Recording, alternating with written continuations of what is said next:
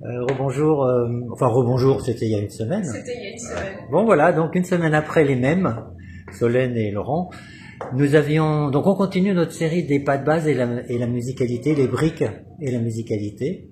La semaine dernière, on avait donc vu les deux premiers pas de base qui sont comme deux briques, n'est-ce pas? Et là, c'est ça, hein, le down et le up, hein, voilà.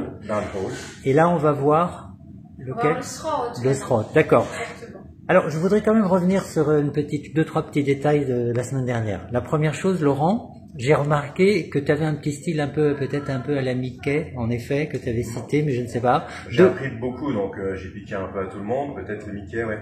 C'est-à-dire que Mickey, il exagère beaucoup dans son pas de base, le c'est ça. Body. Voilà, c'était ça. Tu l'as, hein, tu l'as. Ouais. Alors, j'exagère pas autant que lui, mais quand je suis en cours, notamment, je l'exagère énormément pour montrer que le balboa, c'est vrai que le balboa, au début, on demande aux élèves d'être un peu rigides, parce qu'ils ont parfois une tenue un peu... voilà. Donc on leur demande de chercher un petit peu la posture balboa en se rigidifiant. Mais c'est clair que on danse pas rigide. On danse avec deux axes de liberté, je dirais. L'un au niveau du ventre et un plutôt au niveau de la poitrine. Voilà. Donc ces deux axes de liberté ici, de rotation, je les utilise quand je danse. Et donc quand je fais mon pas de base, naturellement...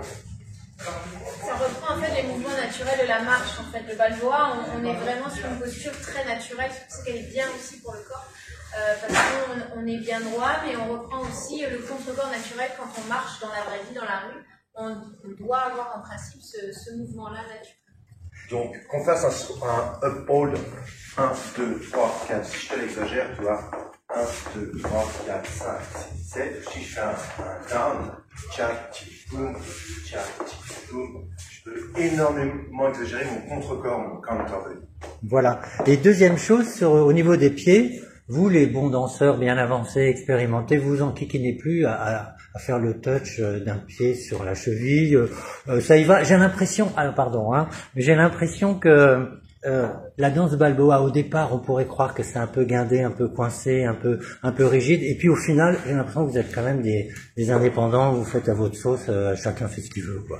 Vous êtes un peu rebelle sans en avoir l'air, non? Moi, je suis pas rebelle du tout sans en avoir l'air, parce que moi, mon pas de base est extrêmement scolaire. Oui, toi, tu le maintiens. Très scolaire, parce que dès que je vais faire un jeu de jambes, ça va se voir, en fait. Donc, je garde un pas de base très scolaire pour que, dès que je fais une variation, tout de suite, ça pétille, ça se voit, même si ça reste très petit. Alors que, effectivement, chacun fait un peu à sa sauce, on le voit beaucoup, mais du coup, on peut moins identifier le pas de base dit scolaire, entre guillemets, et donc quand il y a un jeu de jambes, on ne sait plus trop l'identifier. Donc après, chacun est libre, il fait ce qu'il veut. Moi, j'aime bien faire un pas de base scolaire pour pouvoir jouer avec mes jeux de jambes. Mais toi, en plus, Solène, tu aimes beaucoup le bal, le pur bal. Le pur bal, voilà, c'est ça. Ouais. C'est vraiment ça que tu aimes. Ça, j'aime parce que y a les transferts qui sont hyper intéressants. On est vraiment connectés. Si Laurent hésite une demi-seconde, je vais hésiter une demi-seconde sans même me rendre compte. Et ça c'est hyper agréable. Enfin, pour moi, c'est hyper agréable. C'est tout le temps des surprises, tout le temps des transferts du poids de corps. C'est vraiment toute la magie du balboa remis dans un tout petit environnement qui est très intimiste dans le groupe de danse, et je trouve ça vraiment fantastique. Bon. Et ouais, pour cette histoire-là, c'est vrai que moi je fan beaucoup. Donc le pas de base, je vais énormément le modifier. Après, on a des tripples, on a des shuffles, etc.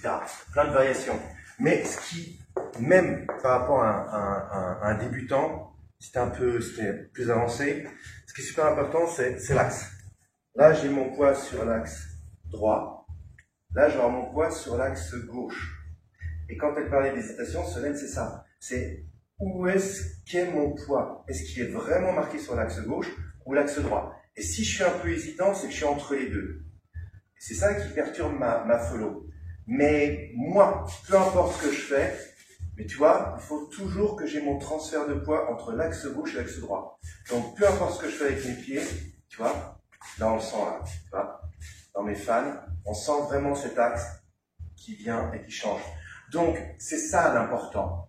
Donc au début, on est très scolaire avec les élèves de façon à ce que quand ils hold leurs pieds, ils rapprochent de façon à bien marquer l'axe gauche. Et quand je suis là, je marque bien l'axe droit.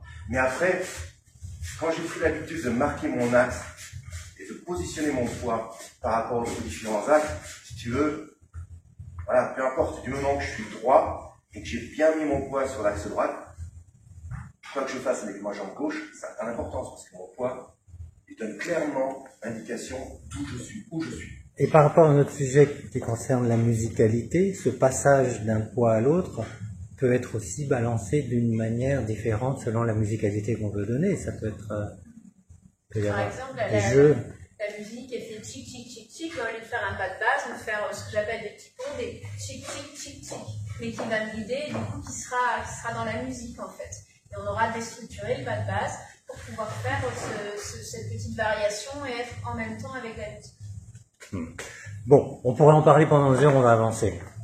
Moi, j'aurais encore des questions à vous poser sur les pas de base, c'est ce qui me fascine le plus. Hein, c'est une danse infinie. C'est ce qu'on t'a dit, il y a 2 briques, mais à partir des briques, tu fais 12 000 variations. Il y a 12 000 variations sur chacun des pas de base. Sur le down roll comme le up roll, il y a 12 000 variations de texture, de table, de glisser, etc. etc.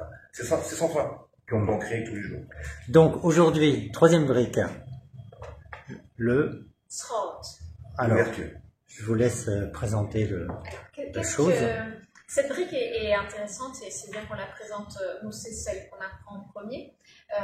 C'est bien qu'on la présente aussi parce qu'elle a l'avantage d'avoir la structure des 2 pas de base en fait. Et on va utiliser les 2 pas de base pour créer ce throat. Donc c'est intéressant d'un point de vue technique parce qu'on va travailler sur des demi-bases et on va utiliser les demi-bases par soit du up hold, soit du down hold. Ce qui va provoquer après la structure du throat en rotation. Donc, pour le throat... Alors, je vais faire une autre séquence pour la montrer sans musique et après on fera une 3e séquence avec musique. Ça vous va? D'accord, pas de problème.